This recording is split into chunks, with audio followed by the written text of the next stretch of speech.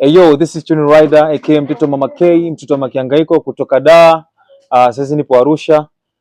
Tulitoka Njombe kufanya media tour na sasa hivi niko Arusha, au sio? Mambo vipi bwana? Safi kabisa brother. Yes. Kutoka Dar es Salaam mpaka Arusha. Yeah. Unajisikiaje na nini hasa ambacho kimekuleta Arusha? Arusha nimekuja kufanya media tour kama nilivyoweza kuongea na mashabiki zangu kwenye mitandao yangu ya kijamii kwamba nitaanza media tour yangu ya kuzitambulisha nyimbo zangu. Na nyimbo ambazo nimezifanya ukiachana kuachana pana ambayo nimeifanya na kupenda ambao ni collab, niko mimi na msanii kutoka Malawi anaitwa Breeze Mimo. So niko Arusha kwa ajili ya media tour. Tuanzie hapo hapo. Kwenye wimbo Anakupenda. Ilikuwaje mpaka ukaingia Malawi ukafanya collab? Kwanza hiyo collab ni yeye mwenyewe jamaa alinicheki Breeze Mimo. Alipendezwa na video yangu ya Konyeza.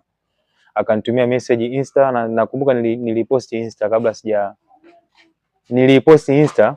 Alivyoona Insta akanicheki. Mimi sikujua kama ni msanii mpaka niweza kumfollow.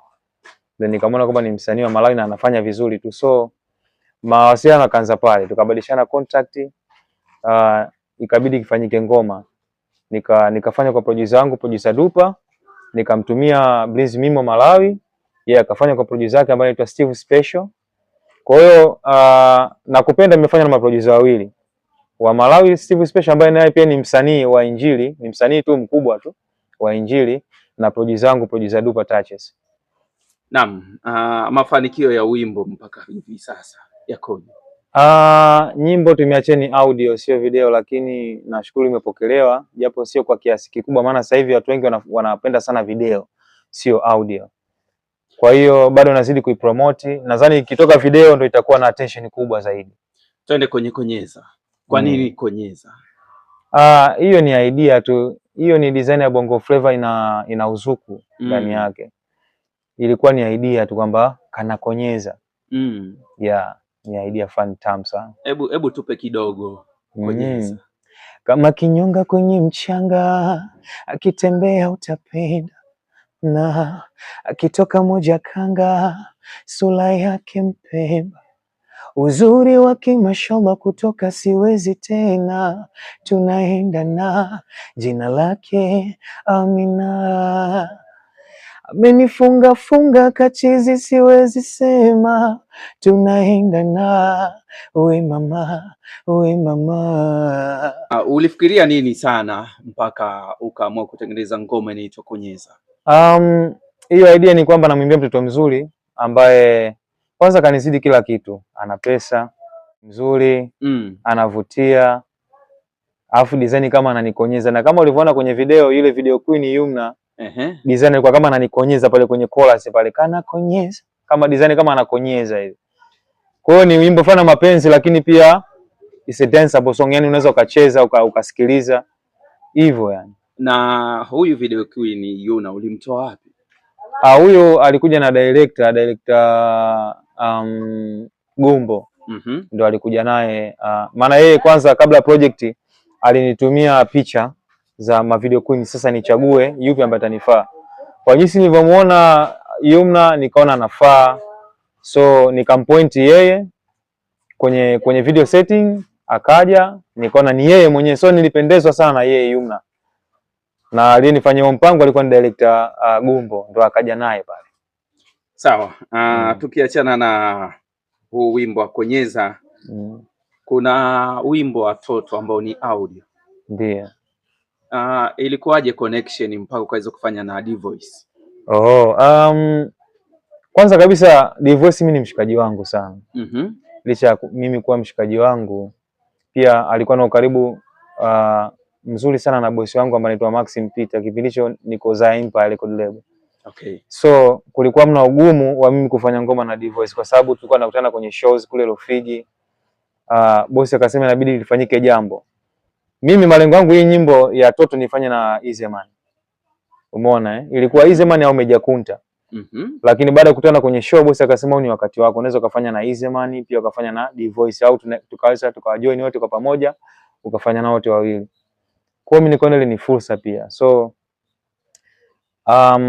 tukamcheki producer Goody, maana Goody ndio alikuwa kama msemaji wetu sisi mkuu. Huyu producer ambaye anafanya vizuri kwa sasa hivi anaitwa producer Goody Master, ambaye sasa hivi kwa karibu sana na D-Voice, amefanya ngoma mpya Diamond, nitafanyaje, sijui nitawezaje, sijui kitu kama hicho.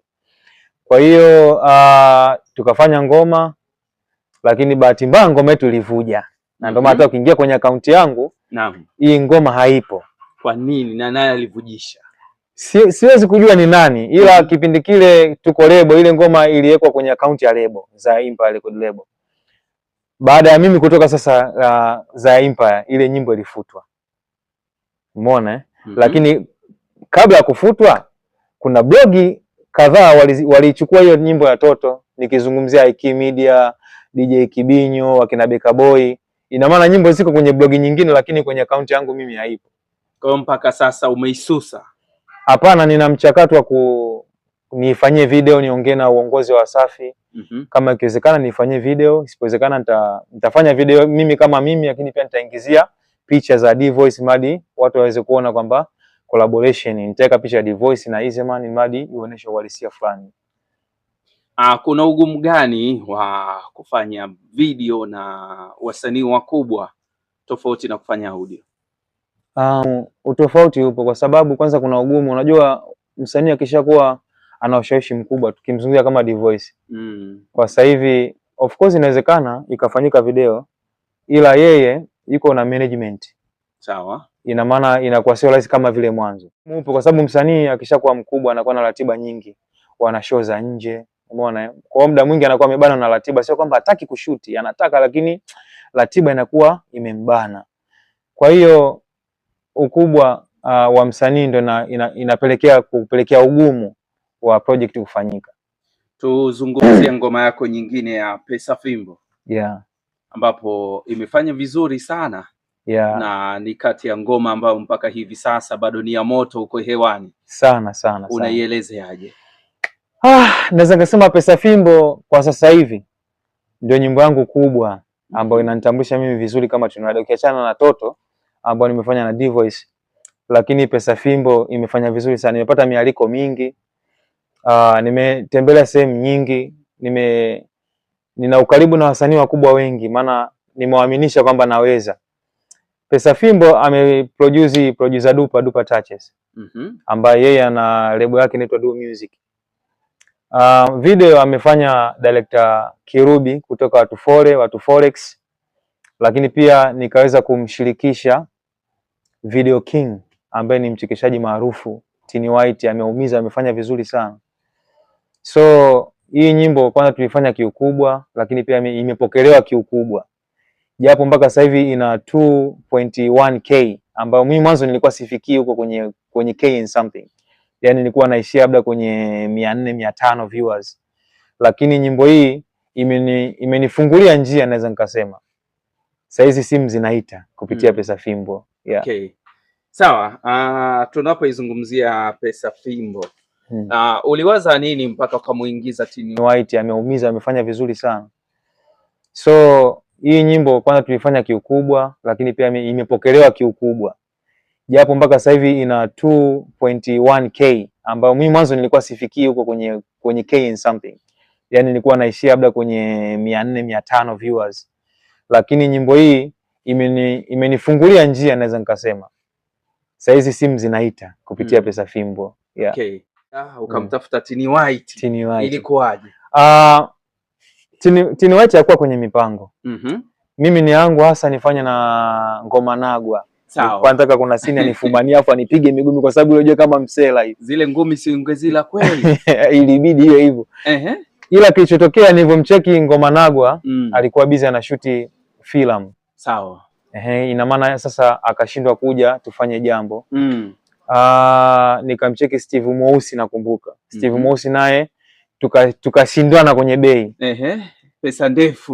Pesa ikawa kubwa, ikabidi sasa nimshirikishe Dupa. Nikamwambia kaka Dupa, hapa tufanyaje? Maana nimemcheki Ngoma Nagwa imebuma. Nimemcheki Steve Mweusi Imebuma. Tumeshindwana kwenye bei.